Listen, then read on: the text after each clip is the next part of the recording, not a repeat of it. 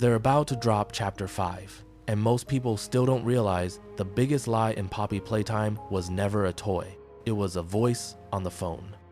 So if you've only played the chapters and skipped the teasers, tapes, side stories, and all the hidden bits, you're missing the stuff that makes Chapter 5 hit harder. Today, I'm putting the full story in one clean timeline, in simple English, so you can walk into Chapter 5 knowing who did what, who used who, and why saving everyone was never the real plan. Let's start with the main problem. Poppy Playtime looks like a creepy toy factory story, but underneath that, it's really a story about one company trying to cheat death, and how that choice poisoned everything that came after. Every monster you meet is not just a monster. It's a result, a leftover, a mistake that learned to breathe. And right in the middle of it all, you have three big forces. Elliot Ludwig, the founder who started it, the executives who wanted money and control, and the prototype, the thing that learned how to turn everyone into pieces on a board. Now let's rewind all the way back. Playtime Co. starts in the early days as a toy company with a big dream but not much direction. Elliot is smart but also broken. He wants a family. He wants meaning. Then he adopts a little girl named Poppy, and suddenly the company has a heart. She becomes his reason to build. Not long after, the first huge toy is born, the Poppy doll. She isn't just a talking doll. She's meant to feel real. She listens, she responds. People treat it like magic. But here's the dark part that matters later. This magic is not batteries and plastic. Elliot is obsessed with biology. He's obsessed with life. He does things no normal toy company should ever do. And Poppy, the real child, grows up inside that world thinking it's normal. The factory isn't scary to her at first, it's home. Then something happens that snaps the whole story in half. Poppy dies as a child. We don't get the full clean story of how, and that's important because when a story hides a death, it usually means someone is guilty or someone is hiding the real reason. But what we do know is this: Elliot cannot accept it. He does not grieve like a normal person. He decides to fix death like it's a broken toy. So he starts working on a new kind of experiment, something between machine and living tissue. He starts building bodies, and to do that, he needs money and people who won't ask questions. This is where the company begins to rot. To fund the research, Playtime Co. keeps releasing new toys. Some do fine, some flop, but the goal is always the same: keep the money flowing so the lab can keep running. This is also when the company begins pulling in more business-focused people, the kind who care about profit more than people. And at the same time, Elliot starts something that sounds nice on paper but is dangerous in real life. A program for young minds, a genius program. Bright kids brought into a giant factory full of secret labs, kids who can be shaped, used, and controlled. One of those young minds is the name you cannot ignore: Harley Sawyer. Harley is smart, but he's also angry. He's proud. He wants credit. He wants power. And Elliot eventually pushes him out, hoping he'll grow up and become better. That decision comes back like a knife later, because while all this is happening, Elliot is also building something else: the prototype. The prototype is not the final goal. It's the test run, a proof that a mind can live inside a new body. It's the moment the company realizes, oh, we can really do this. And once they know they can, they stop asking if they should. After the prototype, Elliot moves to the real goal, bringing Poppy back. And he succeeds in the worst way. Poppy wakes up and realizes she isn't fully human anymore. Her body is now porcelain. She looks like the doll. She is the doll. She is a real person inside a toy body. Think about how terrifying that is if you really slow down and picture it. You go to sleep a child and you wake up trapped in something hard and fake, wearing the face that the world buys in stores. Elliot treats it like a miracle. To him, it's love. To Poppy, it's confusing, but she wants to believe it's love too, because this is her father. He saved her. But even while he saved her, he also created the doorway to something much bigger. If one child can be brought back, what stops them from doing it to others?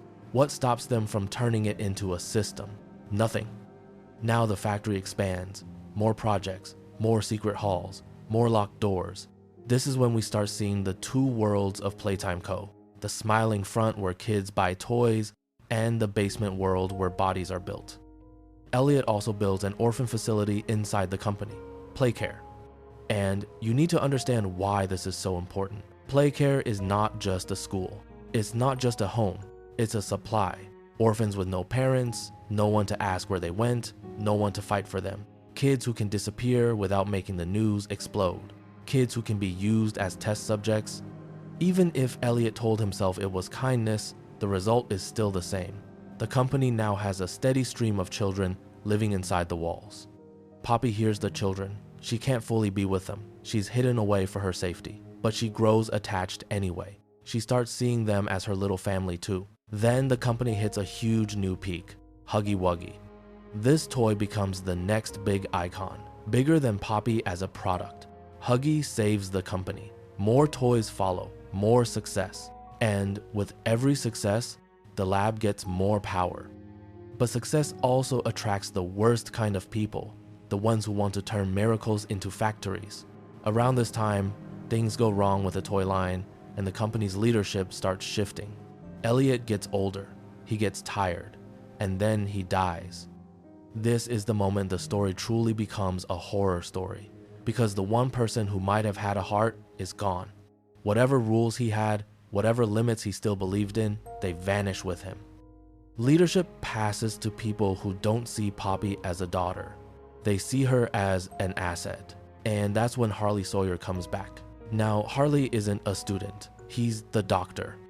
He studies Poppy like a machine. He studies the prototype like a problem he needs to solve, not because he cares, but because he wants to prove he's better than Elliot ever was. And here's where the timeline turns into a nightmare, because to experiment, you need material, and Playcare is full of children.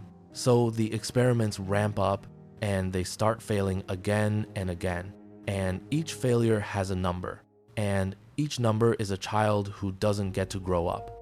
Poppy is forced to watch the company do the exact thing she feared, turning kids into parts, making living toys, bigger bodies, monsters that can work, guard, clean up messes, and do jobs humans used to do. The company sells the idea like it's progress. Bigger toys, less lawsuits, less payroll. But it's really slavery in a new skin. Over time, one breakthrough happens that changes the whole factory. Boxy Boo. Now the company proves it can make larger living toys. And once they can make them, they make more. Huggy becomes a living security monster. Others are assigned roles. The factory becomes a prison where the guards are also prisoners. And this is the part people miss. These toys are not all the same. Some are almost animal-like. Some still think like humans. Some are a mix.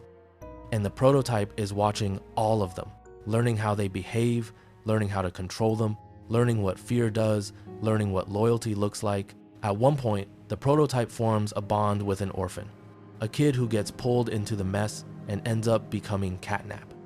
This matters because it shows the prototype is not just a brain in a cage. It's a mind with plans, feelings, and a long memory. It doesn't just want to escape, it wants to reshape the whole system. Then a huge event happens, an escape attempt. A living Huggy gets out. For a moment, it looks like freedom, but the outside world catches him fast. People die, workers go missing, and the company tightens security even more. Now the factory is even more trapped. And when you trap suffering long enough, it always reaches a breaking point. That breaking point becomes a name the game keeps circling around like a storm cloud, the hour of joy. Before that, the company's horror spills out in public in smaller ways, like accidents and incidents that get covered up. People die, visitors get hurt. The factory becomes a place where something is always about to snap. Then, finally, everything snaps. The hour of joy happens on the 8th of August, 1995 at 11 a.m. And it is not a riot. It is not an accident. It is not a mistake. It is a planned slaughter. The living toys turn on the humans. Employees are killed. Innocent people are killed too. It's blood, chaos, revenge, fear, screaming, and broken bodies in hallways that used to have tour guides. And the worst part is this: Poppy did not want it like this. Poppy wanted freedom. Poppy wanted escape. But she didn't want mass murder. She didn't want innocent people ripped apart. She still had a human heart. The prototype doesn't. Here's the prototype's logic. If they leave, they'll be hunted. If they're hunted, they'll be caged again. If they're caged again, the suffering starts over. So the only safe world is a world where no one can come in. That means the factory becomes a closed kingdom of monsters. After the hour of joy, the prototype doesn't stop. It doesn't win and rest. It keeps moving. It keeps building. It keeps experimenting. And this is where Poppy starts turning from confused daughter into rebel leader, because she realizes the prototype is becoming the very thing it hated. It's repeating the cruelty, just with a new boss. Poppy tries to resist. She tries to build alliances. Some toys want freedom without killing. Some toys still want to protect the kids who are left. Some want revenge no matter what. The factory becomes a civil war that never fully ends. Then Poppy gets caught. She's locked away in a case, trapped with the red gas, isolated, powerless. It's punishment. It's control. It's the prototype saying, "You don't get to leave the story. You belong to me." Years pass. And then, one day, a new piece enters the board. You, a former employee, returns after receiving a letter. The letter claims people are still alive inside. It tells you to come back. It tells you to find the flower. This is where the story becomes painfully clever, because the letter is bait. The factory is a trap, and you are not the hero yet. You are the tool. Poppy gets freed when you open her case. She instantly sees her chance, and she does what she has learned to do to survive. She lies when she needs to. She acts like she's helping you escape, but she's really steering you deeper. She needs you to reach places she can't reach. She needs you to break what she can't break. She needs your hands, your access, your strength, your ability to survive things that should kill a normal person. You fight through Huggy's nightmare. You survive Mommy's games. You get on the train, and Poppy stops it. People got angry at her for that, but look at it from her view. If you leave, the prototype stays in control forever. If you stay, she might have a chance to end it. The train crashes, the path changes. Now you are in the part of the factory where the story gets heavier, playcare and deeper levels, where the past is still screaming. You meet allies, you lose them. You see the truth behind some friendly voices. You see how the toys live now. You see the hunger, the fear, the rules, the way survival turns everyone into something uglier over time. And then the phone calls return. Olly, this kid voice that comforts, guides, helps, and speaks like a friend. Poppy knows the name. It hits her like a memory, because long ago, when she was in pain, there was a boy on the phone who listened to her cry, so she wants to believe. But the truth is sharper than any jump scare. Olly is the prototype. The comforting voice was the same monster the whole time. And when you realize that, the entire story replays in your head in a new way. Every helpful direction becomes manipulation. Every rescue becomes a funnel. Every moment where you felt like you had a choice becomes a hallway with only one real exit. The prototype didn't just trick you. It studied you. It tested you. It used you to remove enemies. It used you to break locks. It used you to move the board pieces into the right spots. And the cruelest part, it used Poppy too, because it knew Poppy's weakness is hope. Hope that someone out there still cares. Hope that a child's voice could be real. Hope that she could finally fix what she helped create. Now we reach the big key moment before chapter 5, the moment where everything falls apart. Poppy tries to destroy the facility. She wants to end the nightmare for good, even if it means ending herself and the other toys too, because she believes there is no clean future. But the plan fails. People die. Allies break. Trust shatters. And when the prototype reveals itself as Olly, Poppy panics. She runs. And running is what she has done her whole life whenever she faces a truth she can't carry. She abandons you. She abandons Kissy. She falls deeper into the factory and lands somewhere new. And that's where chapter 4 leaves us. Poppy face to face with a character from the past, and you trapped in the aftermath of another collapse, with the prototype closer than ever. So what do you need to know before chapter 5? Here are the biggest takeaways in plain words. 1. Playtime Co. didn't accidentally create monsters. They built them on purpose, step by step, for power and profit. 2. Poppy is not the main villain, but she is not a pure hero either. She lies, she uses you, she makes cold choices, but she does it because she thinks there is no other way left.